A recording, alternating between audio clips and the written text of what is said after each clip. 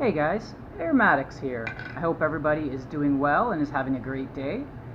Today I'm going to do a comparison, well not really a comparison, but an overview of latakia based cigar blends. Now, why do I like cigar blends?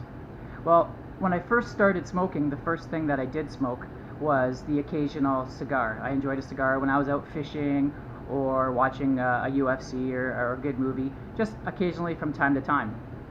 But then when I switched to pipes, I found that I really enjoyed the variety of the flavors and the types of blends that was available for the pipe smoker.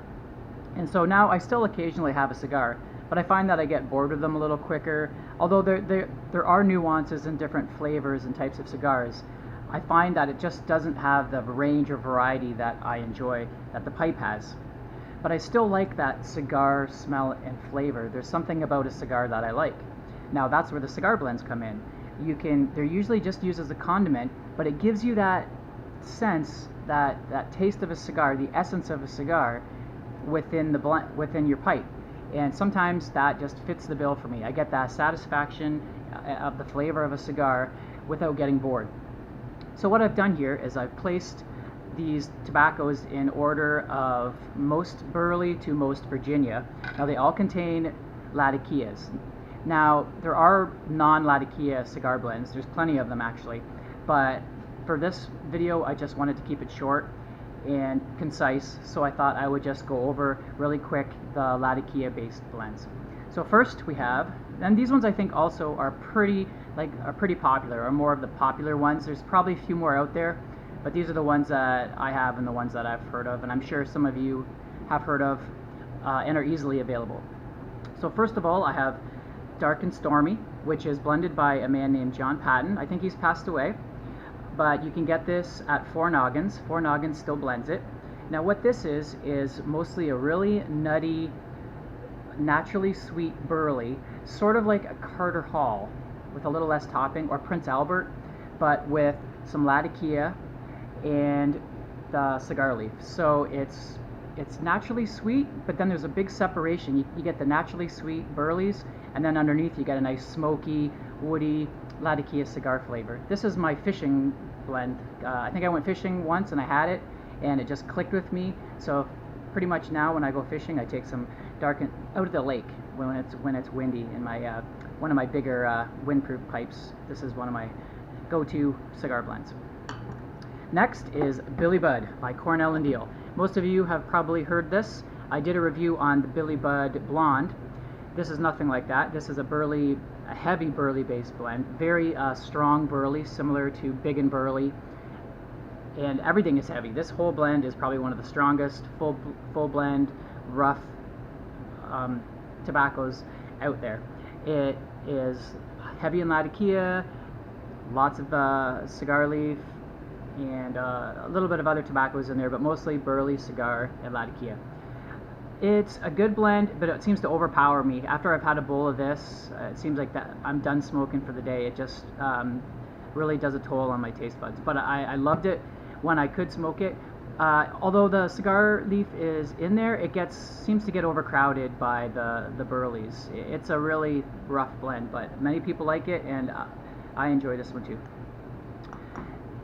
And if you kind of like Billy Bud, but you find it a little too rough around the edges, Cornillon's Purple Cow is just right in the middle. It's the perfectly balanced cigar blend.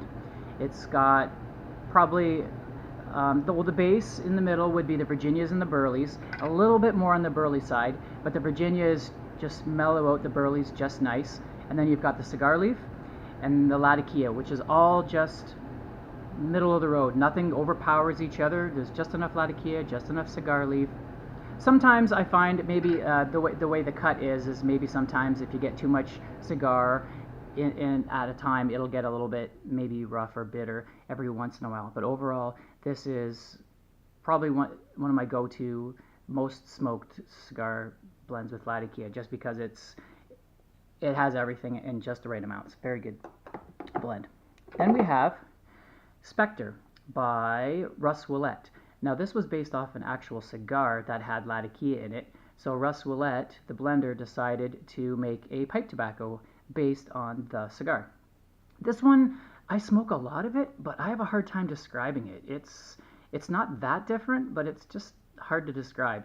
It's just an earthy, woody cigar flavor for the most part, with some latakia, some Orientals and Virginias. It's got everything in there, but it's hard to explain. It's a good blend. Nothing really exciting, nothing really boring.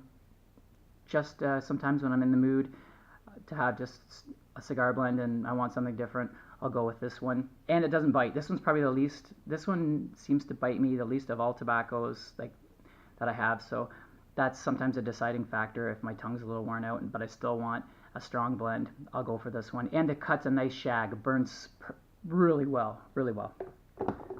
All right, now we've got the infamous GLPs. Many of you know his very popular blends. He's a really high regarded blender. He did stuff like Quiet Nights and Jackknife Plug, many different blends.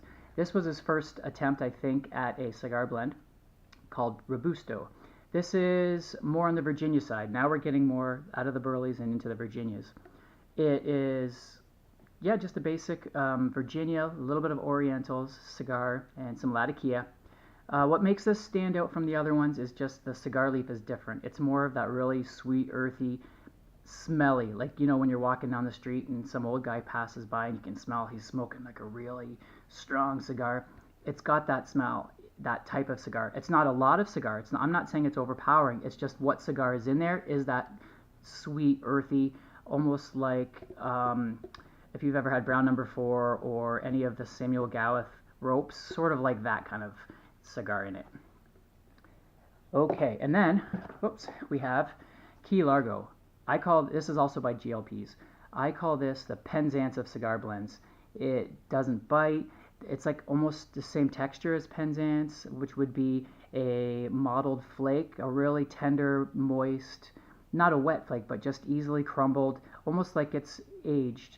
This is, on the Virginia side, this is one of the most, just like Purple Cow, but on the Virginia side, this one is really well balanced. It's dark, it's earthy, it's naturally sweet. There's a fair amount of latakia. If you like Quiet Nights, it's, you know, it's got that kind of Englishy, really rough, strong latakia, but also some Orientals. But the cigar leaf, the way it works is very, how should I say, aged and earthy, and there's like a cocoa-ness to it. It doesn't taste like chocolate by any means, but it's got this, the cigar, and this is more of a cocoa, earthy, semi-sweet chocolate type of cigar leaf. This is an excellent cigar leaf blend. If you like Englishes and cigar, this is probably one of the best. And last but not least, we have Fox's Bankers. This one is kind of rare. I haven't heard too much about it. You can still get it today pretty easily on Smoking Pipes. This one is pretty good. The only thing about it is it's just not quite enough cigar in it to make it stand out from other Englishes. It's very, what should I say, sort of like Engine 99 or an very Oriental base. There's lots of latakia, but you really taste those tangy, savory, yeah, the Orientals in it. So it's basically an English style blend, and you can just taste a little bit of the cigar. There's not really enough to add much body to it or much extra flavor, but it's still good. It's an excellent English blend, and I enjoy smoking it. It's just not enough to really make it stand out, to make me decide that, like, I could go for a really good English blend or a really good cigar blend. And so this one is just a little bit too average, but it's still really good, and I'll always smoke it, and I'll never have a problem smoking it. So there you go. There's a basic rundown on some of the more popular cigar blends out there. I hope you enjoyed the video. I hope it was a little bit educational. And if you've never tried a cigar blend, I would suggest just try it. Don't be afraid that it's going to taste like a cigar. You might enjoy it. Expand your horizons. I hope everybody enjoyed this video, and I will see you all later. Aromatics, signing out.